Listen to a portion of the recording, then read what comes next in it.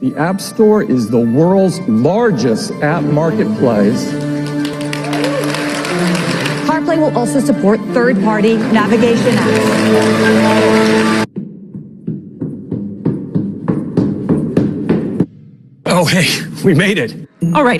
You get the point. Apple's annual developers conference was a little bit different this year. And by different, I mean there was no live audience, and it was streamed. Yes, my dog was finally able to attend.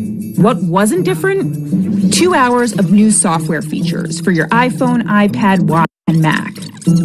I've rounded up the biggest announcements by operating system, marking what I think are the most exciting features, and added some crowd responses, for old time's sake. And also marking the most meh features. Yes, denoted by crickets.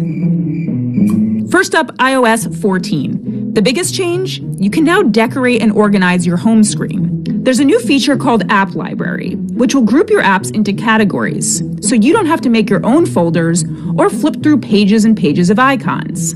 Your main home screen can now be customized with widgets too, like weather or your calendar. I'm also excited about the new messages features. You can now pin your most important chains, and you can reply to specific messages in line.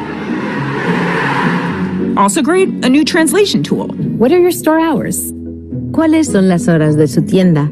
The math stuff? Well, Siri no longer takes up the whole screen. Sure, that's great, but it's not useful if the assistant isn't any smarter.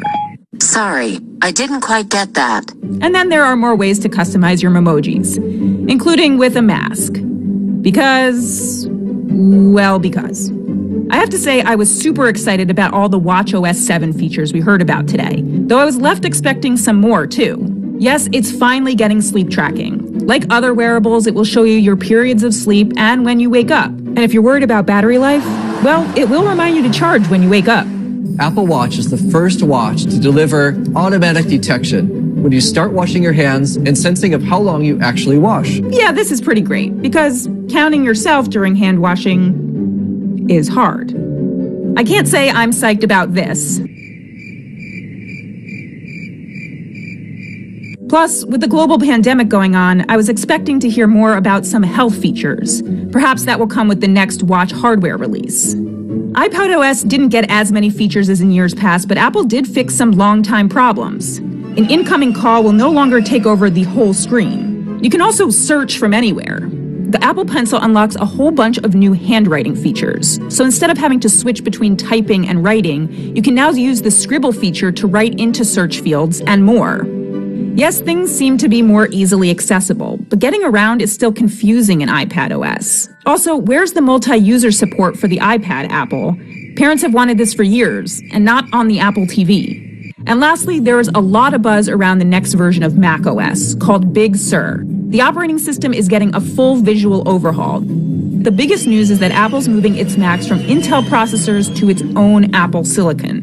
Why are they doing this? When we make bold changes, it's for one simple yet powerful reason. So we can make much better products. Well, specifically, it should make battery life better. And yes, there will be other major performance improvements, and the ability to run iPhone and iPad apps natively on the Mac.